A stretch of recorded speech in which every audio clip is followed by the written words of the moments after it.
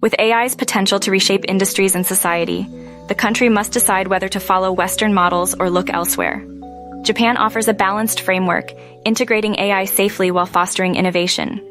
At the 2023 G7 summit, Japan emphasized a soft law-based approach, focusing on non-binding guidance rather than strict regulations. Japan's government acts as a facilitator, not the sole creator of innovation. It empowers the private sector and coordinates efforts across various ministries, ensuring a collaborative approach to AI governance. Japan has established a significant fund for generative AI, domestic data centers, and local chip production. India has a similar fund but should decentralize innovation, mirroring Japan's strategy. Effective collaboration between government, academia, and industry is key. Japan's AI R&D network exemplifies this, working across sectors to recommend policies.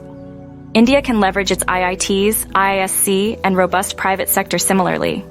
Japan is developing its own large language models. India, with its expertise in citizen-centric technology like Aadhaar and UPI, can build generative AI as a public good with government support. India should adopt Japan's balanced AI regulatory framework, emphasizing innovation while ensuring societal safety.